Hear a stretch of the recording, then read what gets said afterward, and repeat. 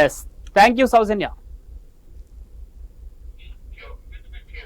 తెలంగాణ జిల్లాలలో హైడ్రా కలకలం రేపుతోంది, ప్రకంపనలు సృష్టిస్తోంది. మాదాపూర్లో అక్కినేని నాగార్జునకు చెందిన ఎన్ కన్వెన్షన్ కూల్చివేతతో హైడ్రా అందరి నోళ్లలో మరింతగా నానుతోంది. అక్రమ నిర్మాణాల కూల్చివేత రాష్ట్ర వ్యాప్తంగా హాట్ టాపిక్ గా మారింది.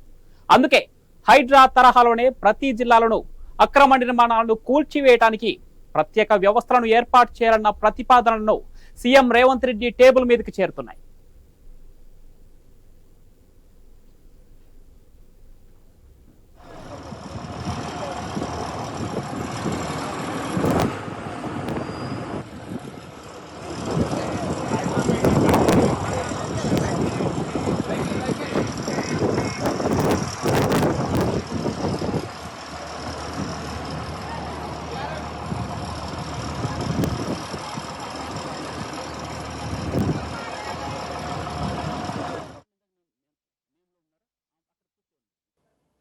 భూ కబ్జాలు తెలంగాణ అంతటా ఉన్న హైదరాబాద్, వరంగల్, కరీంనగర్ జిల్లాలో మరీ ఎక్కువగా కనిపిస్తుంటాయి.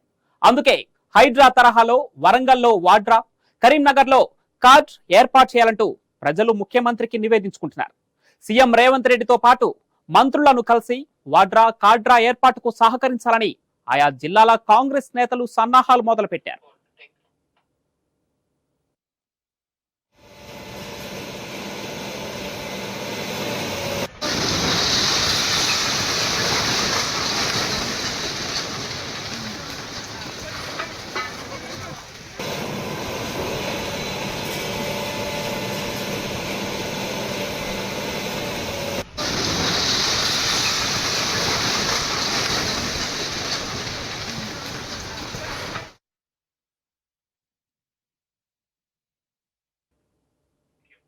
తెలంగాణ వ్యాప్తంగా చెరువులు, కుంటలు భారీగా కబ్జాలకు గురయ్యాయన్న ఆరోపణలున్నాయి. మరీ ముఖ్యంగా వరంగల్లో అయితే మరీ ఎక్కువగా వినిపిస్తోంది. చిన్నపాటి వర్షం పడినా కాలనీలు మునిగిపోయే పరిస్థితి ఉంది అక్కడ. 2020 సంవత్సరంలో సగం రోజు భారీగా కురిసిన వర్షానికే వరద కాలనీలే ముంచెత్తింది. అటువంటి పరిస్థితులు మళ్లీ రాకుండా హైదరాబాద్ తరహాలోనే వరంగల్లో కూడా వాడ్రా ఏర్పాటు చేయాలన్నది అక్కడ ప్రజల ప్రధాన డిమాండ్.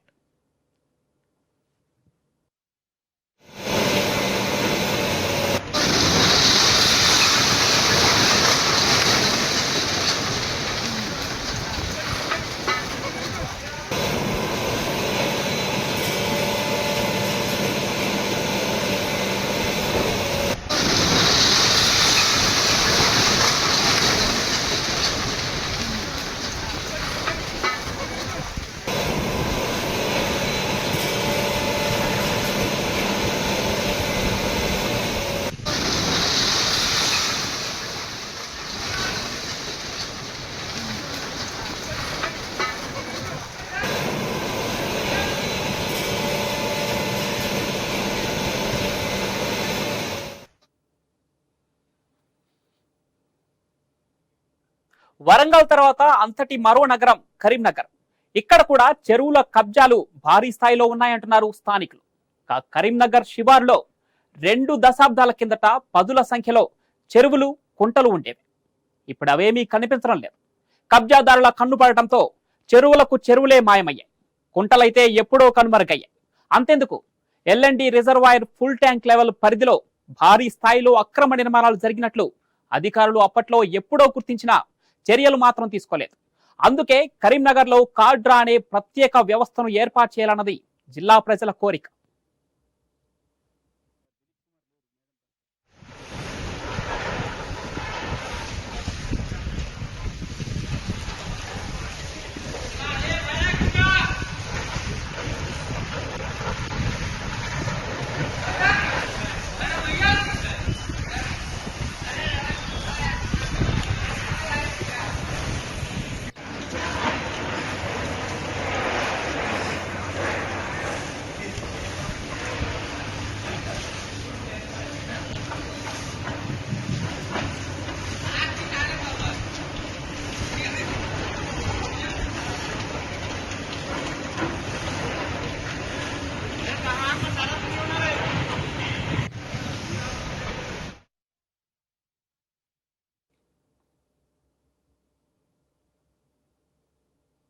అయితే ఇది ఏ ఒక్క కరీంనగర్కో వరంగల్కో పరిమితం కాలేదు.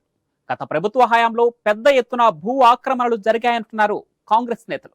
ప్రభుత్వ భూములను పరిరక్షించాల్సిన పాలకులే దగ్గరుండి మరి సర్కారీ భూములను కబ్జాలో ప్రధాన పాత్ర పోషించారని విమర్శిస్తున్నారు. పేదల భూములను సైతం కబ్జా చేసి జలగల్లాగా పట్టి పీడించారని ఆరోపిస్తున్నారు. అందుకే తెలంగాణలోని అన్ని జిల్లాల్లో హైడ్రా తరహాలో ప్రత్యేక వ్యవస్థలను ఏర్పాటు చేసి అక్రమార్కుల అంతు చూడాలని హస్తం నేతలు ముఖ్యమంత్రికి నివేదిస్తున్నారు.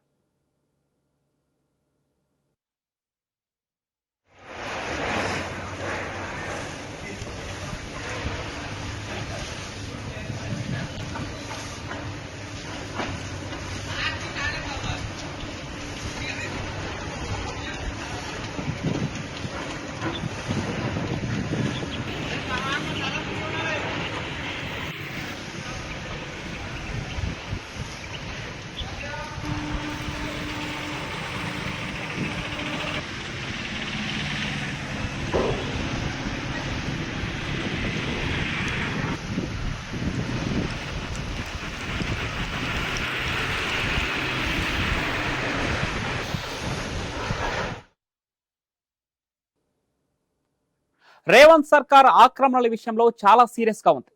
ప్రభుత్వ భూముల పరిరక్షణకు హైదరాబాద్ లో హైడ్రాతో రంగంలోకి దిగడంతో జిల్లాలో అలాంటి వ్యవస్థ ఏర్పాటై చర్యలకు దిగితేనే పరిస్థితులు చక్కపడతాయన్న చర్చ జరుగుతోంది.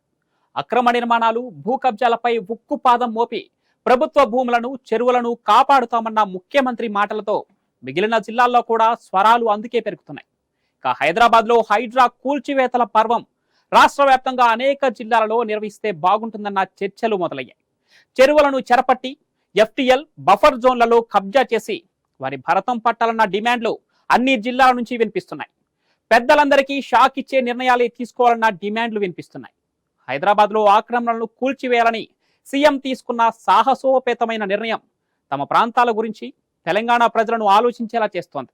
ఆక్రమణల కూల్చివేత సామాన్య మధ్య తరగతి ప్రజలకు సంతోషాన్ని కలిగిస్తుంటే కబ్జాలకు పాల్పడుతున్న బడాబాబులకు వెన్నులో మాత్రం వణికి పుట్టిస్తోంది. ఇక హైదరాబాద్ తరహాలో జిల్లాల్లో కూడా ప్రత్యేక వ్యవస్థలు రంగంలోకి దిగి కూల్చివేతలు మొదలు పెడితే కబ్జాల భాగోతం మొత్తం బయటకు వస్తుందని తెలంగాణ ప్రజలు భావిస్తున్నారు. మరి సీఎం డెసిషన్ ఏంటో వేచి చూడాలి. ఇక దీనంతరికి సంబంధించి మరింత సమాచారం మా ప్రతినిధి లహరి లైవ్ ద్వారా అందిస్తారు. Yes Lahari, over to you. చూసుకోవచ్చు, హైదరాబాద్ నగరంలో మొత్తం కూడా ఎక్కడైతే చెరువులు, కుంటలు, నాలాలు, పార్కింగ్ స్థలాలు కబ్జాలు గురైతే హైడ్రా కొరడా జులిపిస్తుంది. దాదాపుగా నెల రోజుల నుంచి కూడా అక్రమాలు ఎక్కడ కనిపించినా కూడా స్పీడ్లో వెళ్తుందని చెప్పుకోవచ్చు. చూసుకోవచ్చు, దాదాపుగా లోటస్ పాండ్లో మొదలైనటువంటి ఈ హైడ్రా అక్రమ నిర్మాణాల కూల్చివేతలు క్రమక్రమంగా పెరుగుతూనే ఉన్నాయి. దాదాపుగా ఇప్పటి వరకు కూడా ఇక్కడ లోటస్ పాండ్ కావచ్చు, చందానగర్ పరిసర ప్రాంతాలు కావచ్చు, అలాగే రాజేంద్ర నగర్, చింతల్, బంజారా హిల్స్, అలాగే అమీర్పేట్, నందగిరి హిల్స్, ఇలా చాలా చోట్ల కూడా కొరడా జలిపిస్తుందని చెప్పుకోవచ్చు. హైడ్రా పనిచేస్తున్నప్పటి నుంచి కూడా, హైడ్రా స్థాపించినప్పటి నుంచి కూడా అక్రమాలు ఎక్కడున్నాయి, చెరువులను ఎవరు కబ్జా చేస్తున్నారు, చెరువులను కబ్జా చేసిన ప్రతి చోట కూడా ఎంక్వైరీ చేసి అక్కడ ఏవీ రంగనాథ్ కమిషనర్ కూడా అక్కడ పరిశీలించి అది చెరువు కింద కబ్జా అయిన స్థలమా అని గుర్తించి వెంటనే అక్కడికి వెళ్ళి భారీ పోలీసు బందోబస్తు నడుమ భారీ వాహనాలను తీసుకుని అక్కడికి వెళ్ళి కన్స్ట్రక్షన్ చేసినటువంటి బిల్డింగ్స్ని అయితే కూల్చివేతలు కొనసాగుతూనే ఉన్నాయి. త్వరగా చూసుకోవచ్చు, జిహెచ్ఎంసీ పరిధిలో పనిచేస్తున్నటువంటి ఈ ఈవీడీఎంను హైడ్రా సంస్థగా ఏర్పాటు చేయడం జరిగింది. దీనికి చైర్మన్గా సీఎం రేవంత్ రెడ్డి చైర్మన్గా ఉండడం, అలాగే హైడ్రా కమిషనర్గా ఏవీ రంగనాథ్ కూడా బాధ్యతలు స్వీకరించినప్పటి నుంచి కూడా త్వరగా ఎక్కడ భూ కబ్జాలు జరిగినా, ఎక్కడ చెరువులను ఆక్రమించినా, ఎక్కడ ఎఫ్టీఎల్ బఫర్ జోన్లో కన్స్ట్రక్షన్స్ నిర్మించినా కూడా అక్కడికి వెళ్ళి కూల్చివేతలు అయితే కొనసాగుతూనే ఉన్నాయి. టోటల్గా హైడ్రా నిర్మించినప్పటి నుంచి కూడా అనేకమైనటువంటి ఫిర్యాదులు కూడా వస్తున్నాయి. దాదాపుగా 60 పైగానే ఫిర్యాదులు వస్తున్నాయని చెప్పేసి కూడా ఇటు ఏవీ రంగనాథ్ కూడా మనకు సమాచారం ఇవ్వడం జరిగింది. చూసుకోవచ్చు, ఇటు రాజకీయ ప్రముఖులు కావచ్చు, ఇటు సినీ ప్రముఖులు కావచ్చు, ఎవరైనా సరే కన్స్ట్రక్షన్ చేసినా కూడా చెరువులను కబ్జా చేసి బిల్డింగ్లు నిర్మించిన చూడ అక్రమ నిర్మాణాలు చేపట్టిన ఎవరైనా సరే ఉపేక్షించేది లేదు. వారిపైన ఖచ్చితంగా ఆ బిల్డింగ్స్ను కూల్చివేస్తామని చెప్పేసి ఇటు హెచ్చరించడం కూడా జరిగింది. చట్టం కింద ఎవరైనా ఒకరే భూ ఆక్రమణలు చేస్తే చట్టం ఏంటనేది చూపిస్తామని చెప్పేసి ఏవీ రంగనాథ్ రంగనాథ్ కూడా హెచ్చరించడం జరిగింది. చూసుకోవచ్చు, రీసెంట్ గా అక్కినేని నాగార్జున కూడా ఎన్ కన్వెన్షన్ అనేది దాదాపు కొన్ని సంవత్సరాల నుంచి కూడా ఎన్ కన్వెన్షన్ అనేది చాలా ఏళ్లుగా అక్కడ ఉంది. చాలా ఫంక్షన్స్ కూడా అక్కడ జరిగాయి. అయితే ముఖ్యంగా ఏవి రంగనాథ్ చెప్పినట్టుగానే ఎవరైనా సరే భూ ఆక్రమణలు చేస్తే రాజకీయ ప్రముఖులైనా సినీ ప్రముఖులైనా చిన్న పెద్ద అని తేడా లేకుండా ప్రజలు నాయకులను తేడా లేకుండా మేము ముందుకు సాగిపోతాం, హైడ్రా లక్ష్యం అదే అని చెప్పేసి చెరువులను పరిరక్షించడమే హైడ్రా యొక్క లక్ష్యం అని చెప్పేసి ముందు నుంచి కూడా చెప్తూనే ఉన్నారు. అదే విధంగా రీసెంట్ గా ఎన్ కన్వెన్షన్ ని కూడా కూల్చివేయడం జరిగింది. సో ఈ ఎన్ కన్వెన్షన్ ని కూల్చివేసిన తర్వాత బడాబాబులకైతే గుండెల్లో గుబులు రేపుతుందని చెప్పుకోవచ్చు. ఎందుకంటే చాలా వరకు కూడా ఇటు ప్రజలు చాలా వరకు ఎక్కడెక్కడి నుంచో ప్రాంతాల ప్రజలు ఇక్కడికి హైదరాబాద్ నగరంలో జీవించడానికి వస్తుంటారు. కొన్ని చెరువుల దగ్గర కొన్ని స్థలాలు ఏర్పాటు చేసుకొని వాళ్ళు షెడ్లు ఏర్పాటు చేసుకుని జన నివాసం కొనసాగిస్తూ ఉంటారు. అలా వాసులు కొంతమంది అయితే కొంతమంది చెరువులను ఆక్రమించి భూ కబ్జాలు చేసి అక్కడ నిర్మాణాలు చేపట్టి నివసిస్తున్నటువంటి వాళ్ళు కూడా కొందరు ఉన్నారు.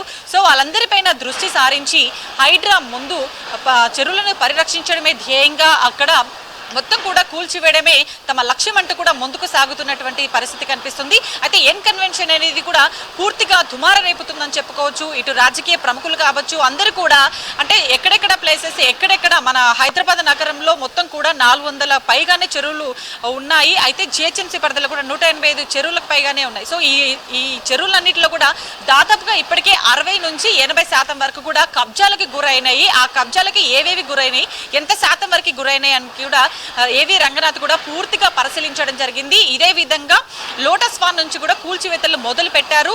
అదే విధంగా కూడా చూసుకోవచ్చు, ఇటు ఎన్ కన్వెన్షన్ ని కూల్చివేసిన తర్వాత కూడా చాలా ఫిర్యాదులు కూడా వచ్చాయి ఆయనకి. ఎందుకంటే హైడ్రా నిర్మించిన తర్వాత దాదాపుగా చెరువులను కబ్జా చేసినటువంటి చాలా ప్లేసెస్ కూడా బడాబాబులు కూడా ఫామ్ హౌస్ లో నిర్మించారు. చాలా వరకు కూడా కొన్ని ప్లేసెస్ ఉన్నాయని చెప్పేసి కూడా కొంతమంది ప్రజలు కూడా ఫిర్యాదులు అందుతున్నాయని చెప్పేసి ఇటు హైడ్రా కమిషనర్ కూడా మనకు చెప్పడం జరిగింది. సో రీసెంట్ గా జరిగినటువంటి అక్కినేని నాగార్జునదైతే పెద్దగా ఇష్యూ అయిందని చెప్పుకోవచ్చు. ఈ ఇష్యూ తర్వాత కూడా ఆయన హైకోర్టులో స్టే ఉంది, ఆయన కూడా వితౌట్ నోటీసులతో కూల్చివేశారని చెప్పేసి కూడా ఒక వివరణ ఇవ్వడం జరిగింది. దానికి ధీటుగా ఏవి రంగనాథ్ కూడా సమాధానం చెప్పడం జరిగింది.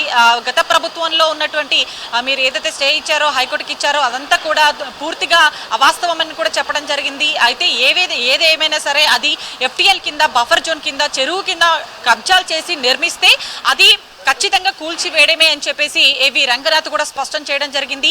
దీని తర్వాత కూడా చాలా వరకు కూడా ఎన్నో చెరువులు ఎక్కడెక్కడ ఉన్నాయి వీటిపైన కూడా సోషల్ మీడియాలో కూడా పెద్ద వైరల్ గానే మారిపోతున్నాయి. ఎందుకంటే టోటల్ గా 400కు పైగానే చెరువులు ఉన్నాయి కాబట్టి అవన్నీ కూడా సోషల్ మీడియాలో వైరల్ గా మారిపోతున్నాయి. కాబట్టి ఆ మ్యాప్స్ లో ఉన్నటువంటి చెరువుల్లో ఎక్కడెక్కడ కబ్జాలని ఎంత మేరకు కబ్జా అనేది అని చెప్పేసి ఇవన్నీ కూడా దుమార రేపుతున్నాయి. దీంతో ఫిర్యాదులు కూడా ఎక్కువ అవుతున్న తరుణంలో హైడ్రా కమిషనర్ ఇంకా దూకుడు పెంచుతున్నాడని చెప్పుకోవచ్చు. ఎందుకంటే ఫ్యూచర్ లో భూగర్భ జలాలన్నీ కూడా అంతరించిపోతాయి, చెరువులన్నీ కూడా కనిపించకుండా కేవలం నిర్మాణాలు మాత్రమే మనకి కనిపించే దిశగా మారిపోతుందని చెప్పేసి ఇటు సీఎం రేవంత్ రెడ్డి కూడా ఆ మేరకు ఎక్కువగా ఆలోచించి ఈ నేపథ్యంలో ఎక్కడైతే భూ కబ్జాదారులు అక్రమంగా నిర్మాణం చేపడుతున్నారో వాటన్నిటిపైన దృష్టి సారించి అక్రమంగా నిర్మాణం చేస్తున్నటువంటి కన్స్ట్రక్షన్స్ అయితే కూల్చివేస్తున్న తరుణం అయితే మీరు ఒక్క నిమిషం అలాగే హోల్డ్ లో ఉండండి, మళ్ళీ మీ దగ్గరకు వస్తాం.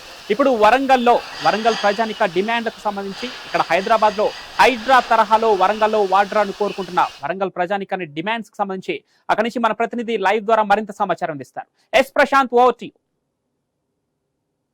పవన్, గత 10లలో మాత్రము అడ్డగోలుగా అక్రమ నిర్మాణాలు, అటు నాలాలు ఇటు చెరువులు కుంటలు తేడా లేకుండా అక్రమ నిర్మాణాలు పుట్టగొడుగుల్లా వెలియడంతో అయితే వరంగల్ మహానగరానికి సముద్రమే తరలి వచ్చింది అన్నట్టు గత 3 సంవత్సరాలుగా చిన్నపాటి వర్షానికే వరంగల్ నగరం అంతా అతలాకుతమలయ్యే పరిస్థితి ఏర్పడింది. ఒకప్పుడు కాకతీయుల కాలంలో గొలుసుకట్టు చెరువులతోటి ఇక్కడ ఆ వ్యవసాయ సమృద్ధి కోసము గొలుసుకట్టు చెరువులను కాకతీయ రాజులు నిర్మించారు. ఆ గొలుసుకట్టుల డైనస్టీ అనేది ప్రపంచానికే ఆదర్శంగా ఉన్న నేపథ్యం ఉన్నటువంటి వరంగల్ ఓరుగల్లు మహానగరానికి చరిత్ర గడించినటువంటి చరిత్ర ఉన్నటువంటి ప్రదేశంలో మొత్తం కూడా ఏదైతే గొలుసుకట్టు ప్రాంతాలు, ఆ నాలాలు ఒక చెరువు నుంచి ఇంకో చెరువుకు పోయే ఏదైతే ఆ ఒర్రెలు వాగులు ఏదైతే ఏదైతే నాలాలు ఉన్నాయో ఆ నాలాలన్నింటినీ కూడా కబ్జాలు చేసి FTL బఫర్ జోన్లు మొత్తం కూడా ఆ పెద్ద బహుళ అంతస్తులు నిర్మించడంతో అయితే వరంగల్ నగరంలో చిన్నపాటి వర్షానికి రోడ్ల మీదకి కాలనీలలోకి పెద్ద ఎత్తున వరద నీరు చేరి ఒకానొక దశలో వరంగల్ రోడ్ల పైన చేరిన వరద నీటిలో పడవలు వేసుకొని ప్రయాణం చేయాల్సిన దుస్థితి ఏర్పడింది. దీనిపైన ఎప్పటి నుంచో ఇటు వరంగల్ పరిరక్షణ సమితి కావచ్చు, అటు ఓరుగల్లు పరిరక్షణ సమితి సభ్యులు పెద్ద ఎత్తున కూడా ఆందోళన చేస్తున్నారు. ఇక్కడ అధికారులకు ప్రతి ఏడాది వర్షాకాలం రాకముందుకే సహాయ చర్యలు చేపట్టాలని చెప్పేసి కలెక్టర్లకు, సిపిలకు వినతి పత్రాలు ఇస్తూ వస్తున్నారు. అయితే గత ప్రభుత్వాలు పెడచెవిన పెట్టినప్పటికీ ఈ ప్రభుత్వము పెద్ద ఎత్తున అటు హైదరాబాద్ మహానగర అభివృద్ధికి, అటు పరిశ్రమలను కావచ్చు, ఇటు ఉపాధి కల్పన కోసము రానున్న రోజులలో ఈ యొక్క కబ్జాలు బహుళ అంతస్తుల నిర్మాణాల కారణంగా నగరానికి అపకీర్తి వస్తుందని చెప్పేసి ఏదైతే హైడ్రాను ఏర్పాటు చేసి HMDA పరిధిలో ఉన్నటువంటి కబ్జాలు ఏర్పడినటువంటి 180 చెరువుల పరిధిలోని అన్ని అక్రమ నిర్మాణాలను కూల్చే ప్రక్రియ ఏదైతే ప్రారంభించిందో ఆ ప్రక్రియను కూడా యాజ్ ఇట్ ఈజ్ గా వరంగల్లో కూడా 300కు పైగా చెరువులు, దానికి సబ్ చెరువులుగా ఉన్నటువంటి నాలాలు, కుంటలు అన్నిటి కూడా కబ్జాలకు గురయ్యాయి. సుమారుగా 300 లోపల 200కు పైగా కబ్జాలకు గురయ్యాయి. ఉన్న 100 వాటికి కూడా వాటర్ సోర్స్ ఏదైతే వర్షం పడ్డప్పుడు కొండల మించి కావచ్చు, గుట్టల మించి కావచ్చు, ఆ ఎత్తుగా ఉన్నటువంటి ప్రదేశాల నుంచి కిందికి డౌన్ కి కుంటలకు నీళ్లు వచ్చే ఆ వేస్ మొత్తం కూడా కబ్జాలకు గురి కావడంతో అయితే వాటర్ సోర్స్ లేక ప్రధానంగా ఉన్నటువంటి వడ్డపల్లి చెరువు కావచ్చు, భద్రకాళి చెరువు, కోడి చెరువు, బంధం చెరువు, ఇటు ప్రకాష్ రెడ్డిపేటలో కావచ్చు, ఇటు ఆ నగర చుట్టుపక్కల ఉన్నటువంటి అనేక చెరువులన్నీ కూడా కబ్జాలకు గురైపోయి కనీసము బతుకమ్మ ఆడే రోజు పద్మాక్షి గుండంలో నిమజ్జనం చేయడానికి కూడా వర్షపు నీరు వచ్చే పరిస్థితి లేని దుస్థితిగా వరంగల్ మహానగరం ఒకప్పుడు కాకతీయులు నిర్మించినటువంటి ప్రపంచ ప్రఖ్యాతిగాంచినటువంటి ఒక హెరిటేజ్ సిటీగా గుర్తించినటువంటి వరంగల్, హన్మకొండ, కాజుపేట ట్రై సిటీస్ కలిసి ఉన్న ఈ యొక్క మహానగరం ఇక్కడ సుమారు 15 లక్షల మంది ప్రజలు నివసిస్తూ ఉంటారు. ఇక్కడ ఇంత పెద్దటి నగరము తెలంగాణ 2వ రాష్ట్ర రాజధానిగా పేరు గడించినటువంటి ఈ యొక్క వరంగల్ నగరానికి కబ్జా కోరుల నుంచి బయటపడేయాలంటే హైదరాబాద్ లో ఏదైతే హైడ్రా తరహాలో ఇక్కడ కూడా వాడ్రాను ఏర్పాటు చేసి ఇక్కడ కూడా ఒక స్పెషల్ IPS ను ఏర్పాటు చేసి బుల్డోజర్ తరహాలో ఉన్నటువంటి వాటిని అన్నిటిని కూడా కబ్జాలకు గురైన వాటిని అన్నిటి కూడా కూల్చివేసి ఈ నగరానికి విముక్తి చేసి కాకతీయుల గొలుసుకట్టు చెరువులను పునరుద్ధరించినట్లయితే అటు గ్రౌండ్ వాటర్ పెరుగుతుంది, ఇటు వ్యవసాయ ఆధారిత కుటుంబాలు పెరుగుతాయి. అదే విధంగా వరంగల్ నగరం కూడా ఎలాంటి వరద ప్రభావిత ప్రాంతాలకు గురి కాకుండా ఆ నగరం ఉంటుందని చెప్పేసి పవన్ ఇక్కడ ఇప్పటికే అటు వరంగల్ పరిరక్షణ సమితి వాళ్ళు కావచ్చు, ఇటు ఊరగల్లు ఆ చెరువుల పరిరక్షణ సమితి వాళ్ళు కావచ్చు పెద్ద ఎత్తున ఆందోళన చేస్తున్న తరుణంలో ఇప్పటికే ఇక్కడ స్థానిక ఎమ్మెల్యే ఏదైతే వరంగల్ పశ్చిమ ఎమ్మెల్యే నాయన్ రాజేందర్ రెడ్డి కూడా గత 3 రోజుల క్రితం తన మనసులో మాట చెప్పారు. ఇప్పటికే సీఎం దృష్టికి వరంగల్ నగరంలో కబ్జాలకు గురైన పరిస్థితిని మేము వివరించాము. హైదరాబాద్ లో హైడ్రా తరహా వరంగల్లో కూడా వాడ్రాను ఏర్పాటు చేయాలని కూడా విన్నవించాము.